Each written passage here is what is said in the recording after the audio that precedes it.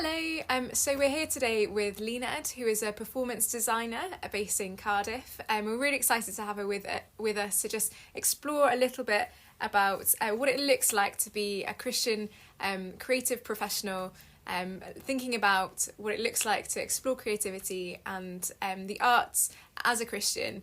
We're so thrilled to have you with us, Luned. I'd love to just ask you to introduce yourself, talk us through a little bit of your background and your work and what you do at the moment. So I'm Luned, and I am a theatre designer, performance designer, and I'm based in Cardiff in South Wales. And I've been here all my life. I'm born and bred.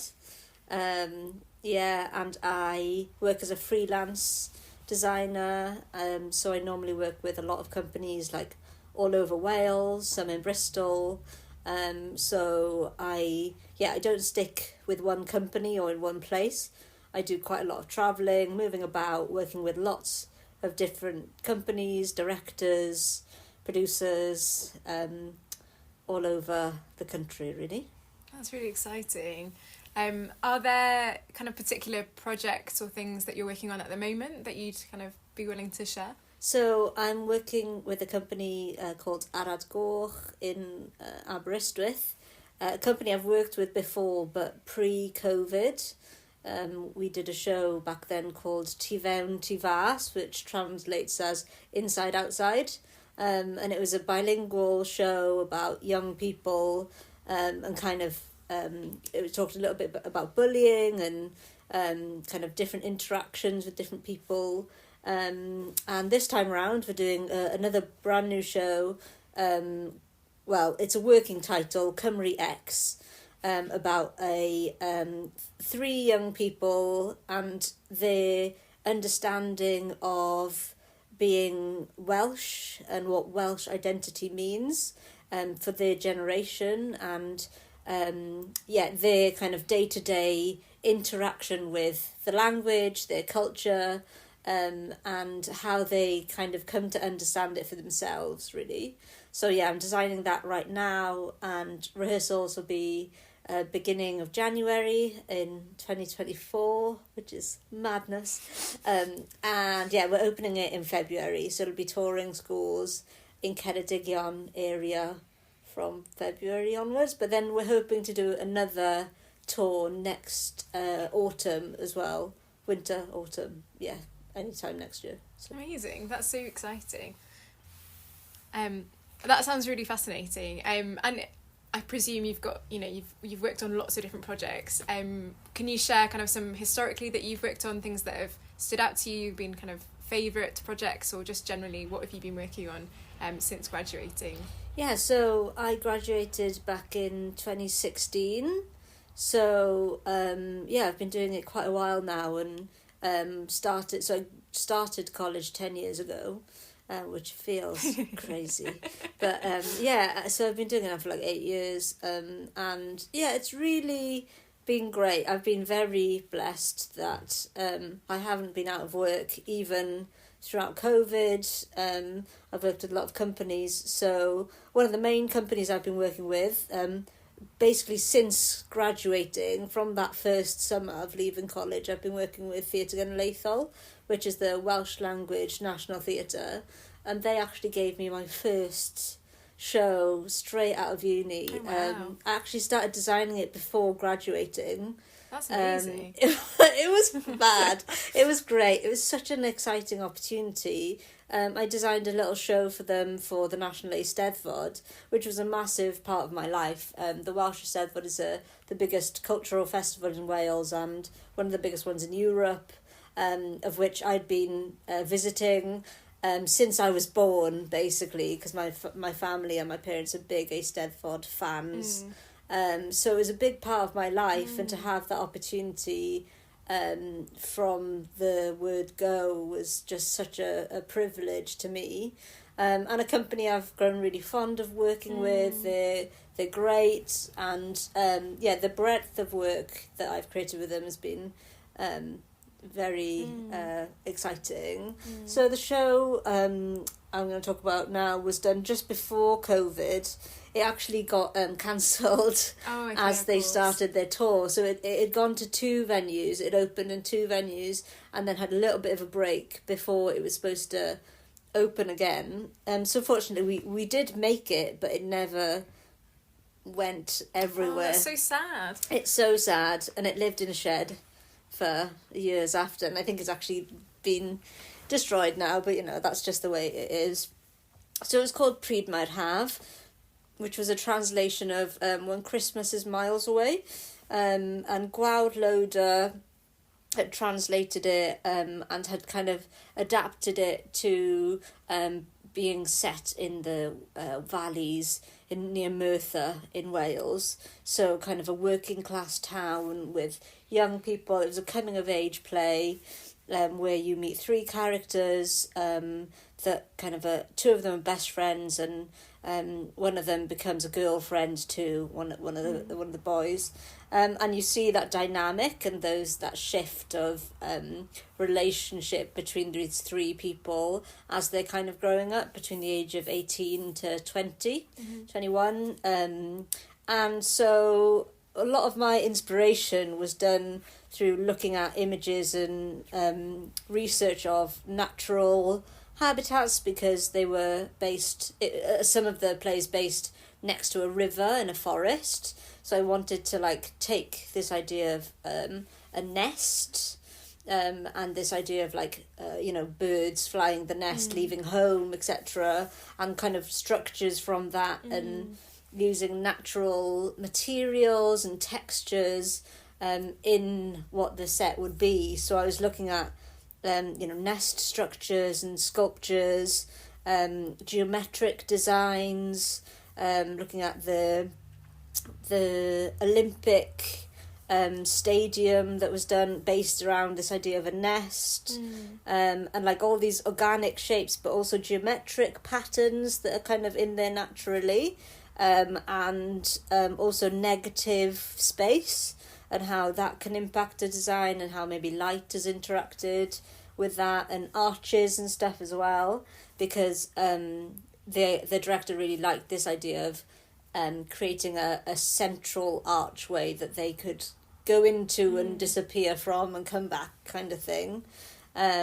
So yeah, I've just shown some mood boards here. I've collected images and research into different textures and layers of these geometric kind of shapes and stuff. And then I've got a picture of white card models. So in our process, we tend to make lots of card models and maquettes of an idea in 1 to 25 scale. So it's a small scale. And yeah, so we then use that to translate our ideas and show it to directors and say, okay, these are the ideas I have that it could possibly be in this space. And I had a favourite, and I asked the director, out of these 4 ideas, which one do you like best? We agreed on which one our favourite was. And then I went away and took that kind of basis, that rough model, and worked on it and made it more kind of specific to the design and how practically that would work in a touring possibility. So it needed to go in a van, it needed to go to a lot of different venues. We were opening the show in 2 complete opposite venues, so it's all of that stuff that I'm thinking of all the time. What are the size of the spaces? What kind of stage is it?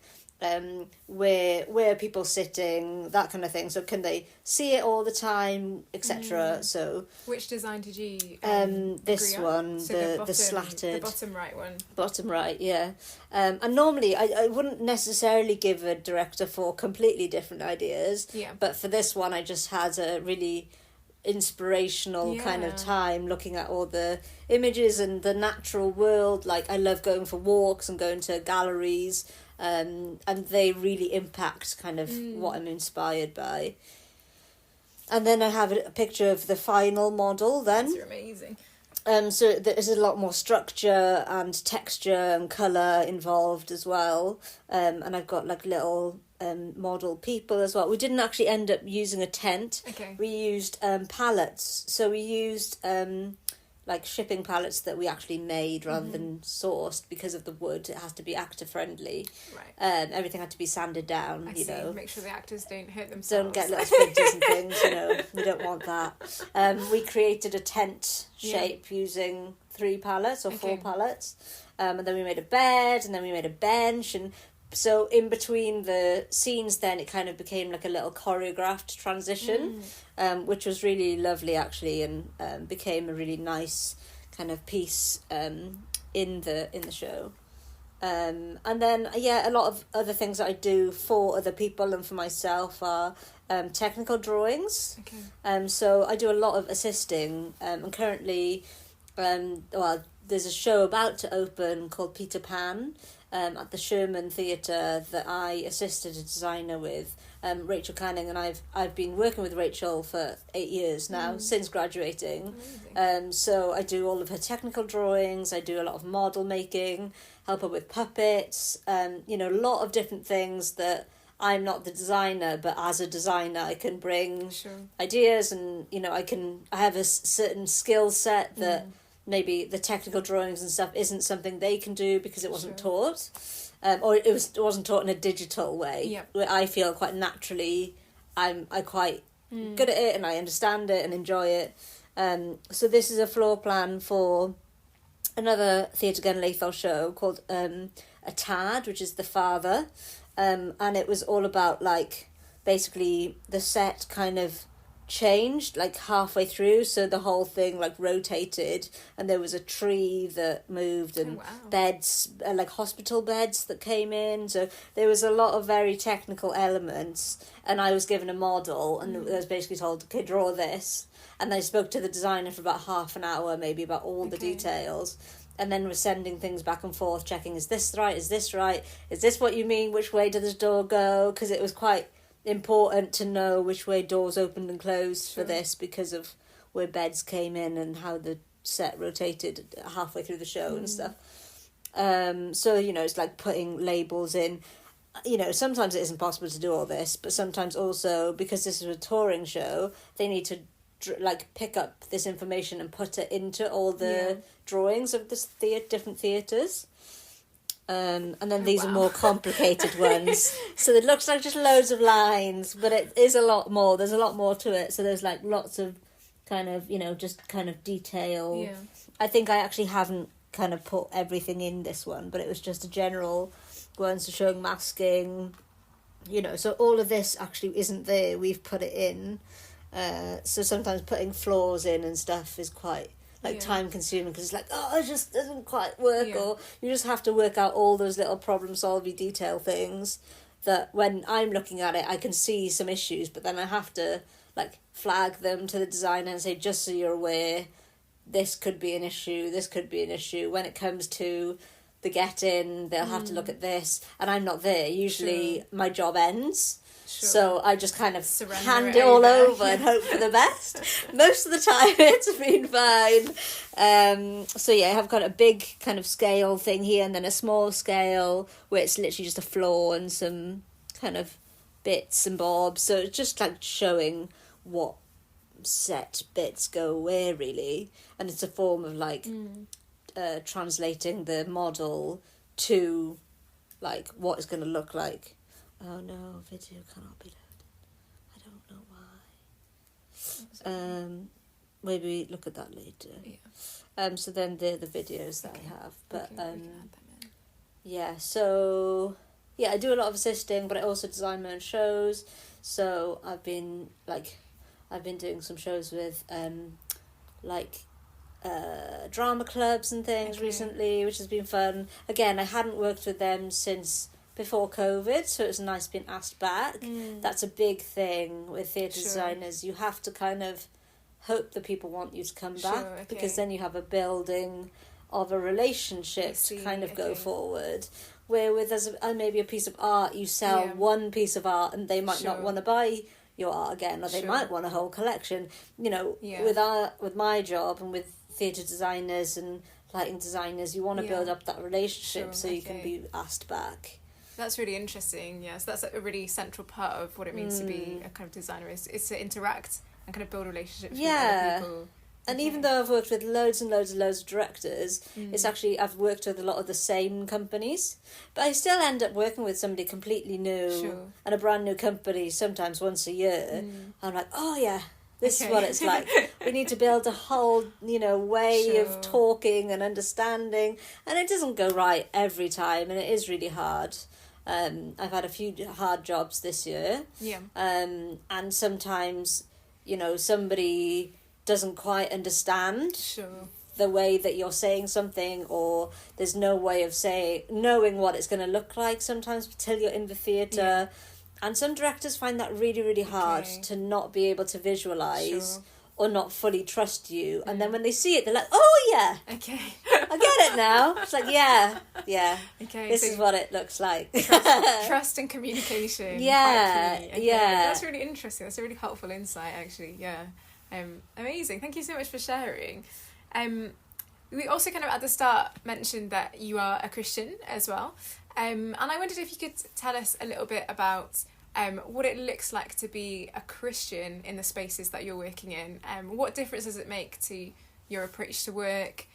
What difference does it make in the day-to-day of a designer? I think, I guess on the day-to-day, you kind of approach things from a perspective of feeling very blessed. I feel very fortunate to be doing a job that God has given me the opportunities and has, provided so much.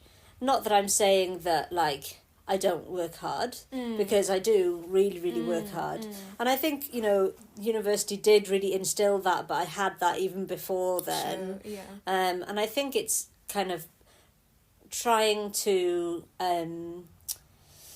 work in a way that's like glorifying to God. Yeah. But I guess sometimes that's quite challenging because, you might be doing something that isn't, most of my work, 99% of my work isn't anything to do with Christianity or, overtly my faith, really. Yeah. So I guess it's that thing again of like being a Christian in a very kind of non-Christian space. I think that, I find like, for me, building relationships is really important, but as well as that, like, my faith does come into that. So the more they come to know me, the more they know who I am, they hopefully see my faith as well. And I think it is hard if you're presented with something that you don't necessarily agree with, or that is a struggle to actually face because it's like completely against what you believe. Luckily, I haven't really had a lot of those instances, and I haven't had to turn down work saying, well, this is completely against everything that I believe. Luckily, I've had jobs mostly where they're just secular. It's not anything really overtly. It's kind of just neutral, really. Yeah.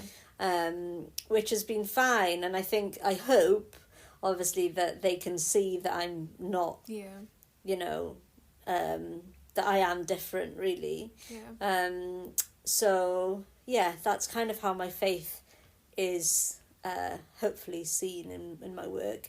And I think as well, I just take from like what's around me most of the time, and I try not to get stressed, or maybe like outwardly stressed to other people, and try and be graceful and patient in my work, but as any kind of stressful job is, it's also a challenge. So we're also shown in our weakness, and hopefully people can still see my hope through that. Amazing. Yeah. And I guess in any kind of creative career, you've got maybe quite a lot of competitiveness around you. I don't know if that's something that you resonate with, and kind of difficult spaces where lots of people are competing for the same thing, or I don't know, there's high tension, high stress environments. And what does that look like for you to navigate? I think like at the beginning of my career, it was much more at the forefront of like basically going for the same jobs with my peers. and we'd be literally down to the last round, and it would be me and a friend against each other, and that was really, really hard. And I think in those moments I was kind of just give it to God and be like, you know what, if it's for them to get the job, great. If it's for me to get the job, great. I'm just glad that we're in this position. And obviously it is hard because like in any kind of circumstance, you might try and think or kind of compare yourself to other people, but you kind of just have to say, well, I'm just as good as they are. But if they're more suited, then that's fine. You know, there's a reason for that. And obviously we believe that everything comes from God, so that's, you know, the reasoning in my head. But there's also been like instances where I've actually just pulled out and said, you know what, I don't feel comfortable with this because you're one of my best friends. Oh wow, okay. And just so happens that like in that specific circumstance they were asking us to create a project just to separate us. Oh really? Okay. Yeah, and show who would do the project or who was better at the project. Gosh, okay. And I just didn't feel comfortable doing it, and I said, you know what, I just have too much on my plate. Yeah. I'm not being paid for the work that you want us to do. Yeah. We haven't even got the job yet. Sure. And she's one of my closest friends, so I'm just gonna bow out and hope that they get the job.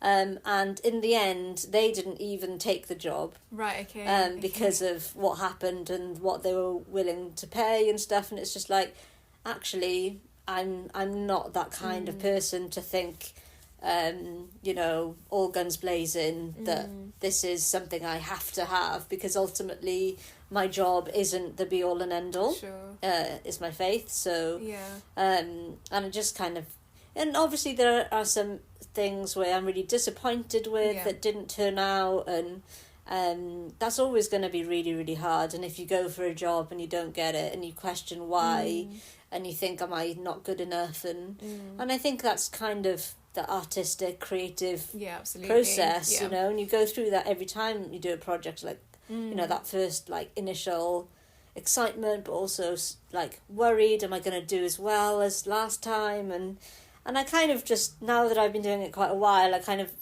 settle into it a little bit more and be like, okay, let's just do this. Let's do this challenge. It's not always easy and I'm not always motivated. But yeah, I have been in those circumstances and it is challenging.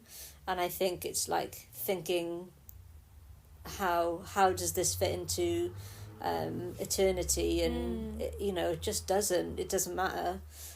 Obviously I need a job and I need to be paid, but then other stuff comes up, you know, and if God wants to change my direction, then he's going to. So yeah, that's amazing. So it's almost having like a different kind of framework to understand your life by, so you're not kind of sucked into the rat race of like this is everything to me, but you're actually able to step out and think, right, okay, this is important, but it's not where my identity is, and so I'm free to kind of not be pulled into being kind of devastated when things don't work out as I planned.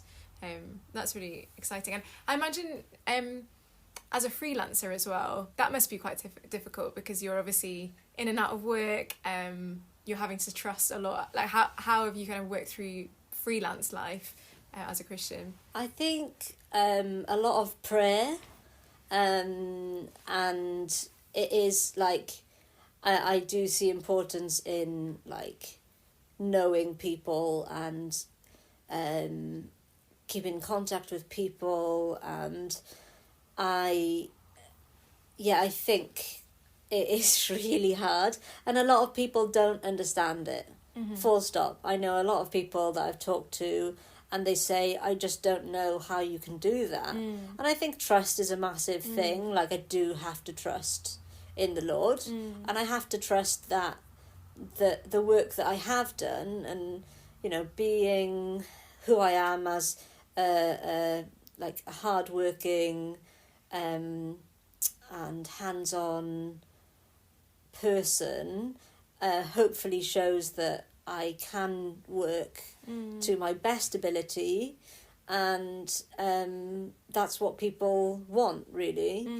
I think I do feel very fortunate that I've been able to work, basically non-stop for 8 years.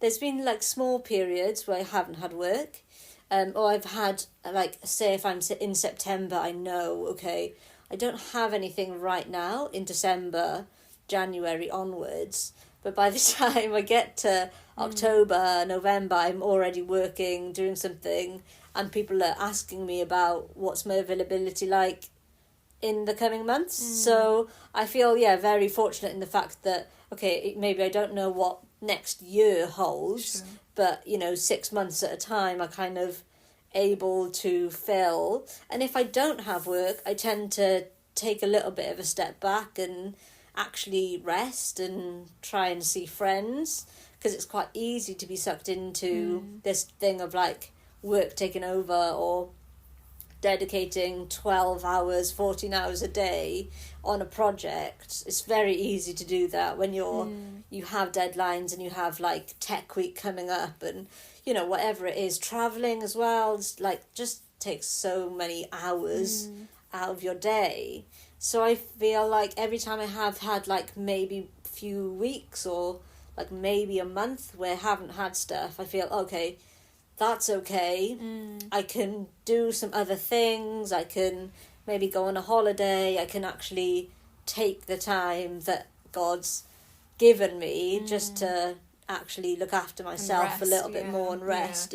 Which I think actually is probably a fairly unique thing for Christians, because I think in the creative world, rest isn't necessarily something that a lot of people think about and talk about. It's people, especially in the early stages of your career, you're kind of taking on everything. I probably didn't take a holiday for the first like 3 or 4 years of my career, but I did come to understand that it is important, because it's just easy to burn out. Yeah, absolutely. And it's so dangerous. Absolutely, yeah. And God has designed us to be able to rest, and so and demonstrating and patterning that as well, I think, is a helpful way to show a kind of distinction in the difference that your faith makes to your approach to work as well. Amazing. I'm wondering as well, I mean, share however much you feel able to, but I wonder if there have been moments where you've felt that kind of balancing a very demanding kind of job within the creative world has felt difficult to balance with your faith. Have you had moments where it's felt like it feels like I have to choose between my faith and my creative practice, and like how have you kind of managed to keep going both as a Christian and as a creative practitioner in those moments?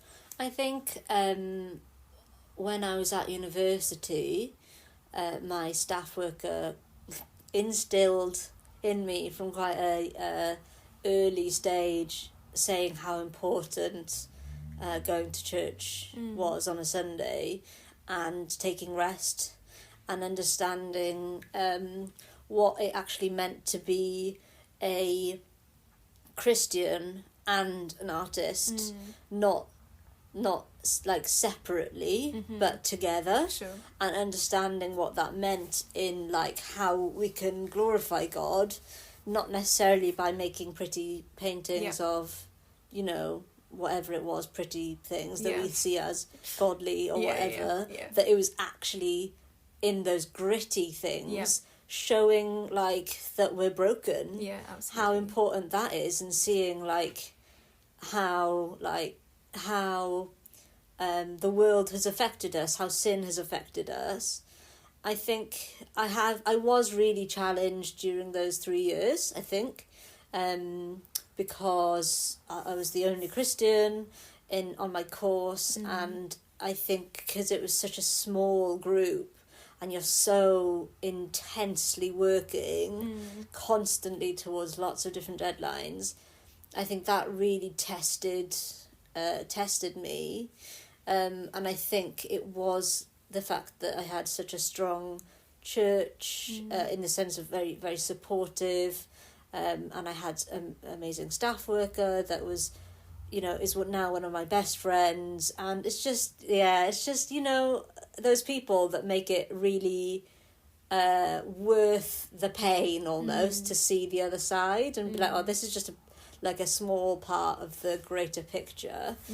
And I think the friends that I made there are the friends I have now, and they can see like my faith through like 8 years or something.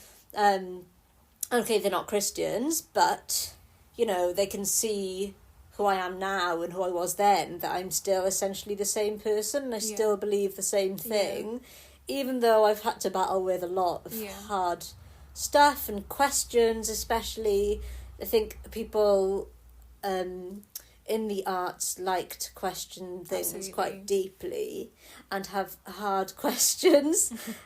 So that's been really challenging, and I found over the years people still have those questions. I think going through hard experiences as well hopefully shows that my faith is rooted in God, and that doesn't change even though circumstances and experiences happen. So, you know, I can still feel like, okay, is my career actually going somewhere? But the one thing that I do kind of hold tight is that God is the same. So I think like I have been tested, and I think I have had moments where I probably have drifted away, but God has really, you know, pulled me back and just shown me how graceful He is, and shows how amazing He is working through us. And we are weak and we are vulnerable to the world, but that doesn't mean that He can't use us, even when we do stupid things and we make mistakes. But He uses those experiences to teach us things and show how great and gracious He is. So I don't know if that answers your question. Yeah, that's a really, really lovely, that's really helpful. And I think what you were saying about kind of grappling with questions authentically in front of your kind of friends and your course mates, and like demonstrating that you're taking their questions and, you know, everyday questions really, really seriously, but also kind of having that centered faith and rooting in Christ, whilst being a kind of very normal human being who's sharing their experiences with them, and able to kind of articulate that and sort of speak to them through that, I think is really powerful. And as you said, within the creative spaces, like authenticity is a really, really important thing. And so demonstrating that and what it looks like to walk through struggles as well as a Christian, holding your faith, but not kind of without thinking, not without asking questions, I think is a really helpful thing to remember, especially at university when that seems to be happening very intensely. That's so helpful. Thank you so much. And so I'm wondering, like, it'd be really great to hear some maybe specific examples of how you've seen God using your creative gifts. So you're very talented. It's very exciting to see all the work you're doing. Can you think of ways that God has used that kind of those opportunities and those creative gifts to glorify Him, whatever that might look like? So I guess during university, I had a few friends that either on my course or on other courses that were searching or had questions, and I at the time was very bold and very happy to answer questions. I felt very equipped to engage in these kind of deep conversations. Okay, I didn't know all the answers, but I felt like I had learned a lot in like the 2 or 3 years kind of between finishing school and like starting university, because I had 2 gap years, and then going to the Christian Union and stuff. We started to do Uncover at the time, and I just felt really empowered to open the Bible with people, and I'd never ever done that before. And the resource itself was so kind of aimed towards me, but also to them. I felt like I could just open it and it just would be fine, you know. So I actually did do quite a few Bible studies with loads of my friends, which is totally like crazy to think about it now. And one of those people during my 3 years, she was a stage manager, became a Christian. Oh wow, amazing. And I'm still in contact with her now, and she has struggled in her own kind of journey, but still sees like has come back to her faith recently because of going through, you know, a lot of hard things and trying to do it alone, as we all do, you know, and that's part of sometimes our journey as Christians, and seeing how Christ changed somebody else's life through that time was such a blessing. I'm not saying everyone's going to have that, but I felt, you know, she was one of my close friends and had this amazing opportunity just to go for coffee every few weeks and open the Bible and have someone genuinely want to ask questions and want to learn more about the Bible and want to know who Christ was, and then comes back after Christmas holiday saying I've become a Christian. Well, I was just in awe. Incredible, yeah. Just in awe of God. Like, I was just like, I just can't believe it, you know, just, and then having a friendship that kind of has come from that. And that hasn't been the only time that's happened in my life. I've had a few people like that I've come across or have come to meet, and for some reason they like have lost their communication or lost their like thing, like opportunity or chance to go to church or whatever it was, or maybe had grown up going to Sunday school or whatever, and they've become my friend in whatever kind of form, and somehow have like come to see what they're missing and how Christ can change their life. I have a friend that I met when I was about 15 years old, and she went to Cardiff Met and did fine art. So we kept in touch all that time, and then she came to church with me a few times, and I remember like going to her like halls one time, and she had this massive calendar, and on the calendar it had like to do, and the thing was one of the points was go to church again with Luned, and I was just like, oh my gosh, having a slight like internal panic, kind of like this is like her goal to go to church. And she, you know, gave her life to Christ. She was like, she got baptized, she was part of this amazing church. She's now like living in Hereford with where that church is based, and has been living for God like ever since. And I'm just like, whoa, that's so exciting. How does God do these things? Why? Like, I don't understand. Like, well, like he's using, I don't know, me.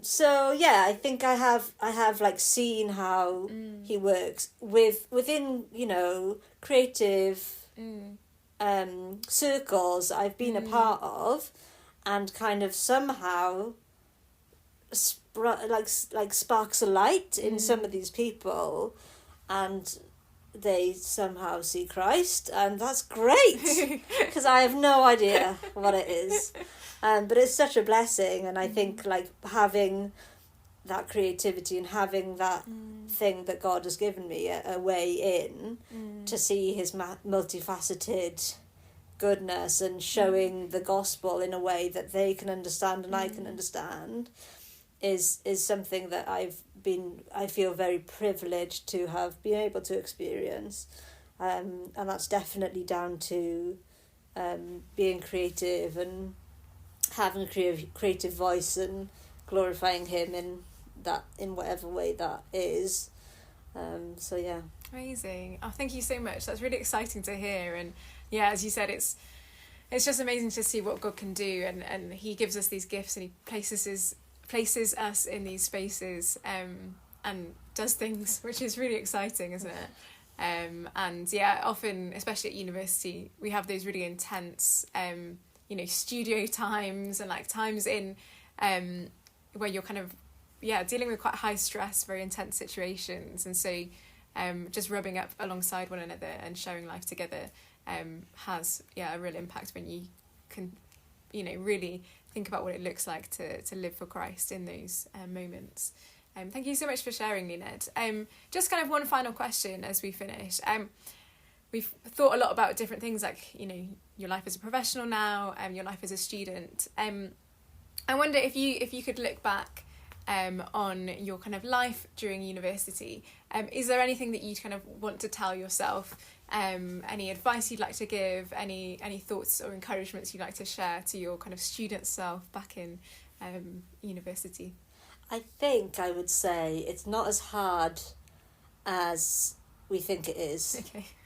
Because I think when I was at university, we all worked so hard, just because we had very, very high expectations for ourselves, and I think maybe the course itself set us, very high and expected very high expectations, high expectations for us as well. And as many artists are, we're all perfectionists. So striving for perfection isn't necessarily healthy all the time. Yes, it's important to know what's good, understand quality of art, and obviously we want to work hard and we want to glorify God. But I think when I graduated and went to the real world, I kind of understood, it's not actually as hard as when it was at university. It can be hard, and those experiences definitely set me up to feel prepared for those hard times. But actually my life was easier. Sure. I felt like it did take a little bit of time to settle, maybe some years, but that's okay, because that's the way it is, And I think just be easy on yourself. Like, you don't have to be perfect. Mm-hmm. We're not perfect. Mm-hmm. God hasn't, does not have that expectation. Like, we have Jesus. That's why he died on the cross, because we cannot be perfect. Obviously we want to strive to be like him, but ultimately, even in our work, we shouldn't shy away from not being perfect, and those things are actually quite special and quite unique. And I think it's that thing of enjoying the job, and it isn't always going to be easy, and it's not always going to be fun, but there are elements of it that are. And I think what I love about it is like making friendships, making relationships, making a great thing that other people can enjoy. Even if I'm not enjoying it when I'm doing it, other people will enjoy it. Even if it's a really intense show, which, is also hard. So I guess it's like, be easy on yourself and enjoy what you're doing. Don't have to be a perfectionist. So. Amazing. Amen to that. Yeah, that's really, really helpful. Well, thank you so much, Luned. It's been really helpful and encouraging talking to you. Thank you for joining us so much. Thank you. Thank you so much.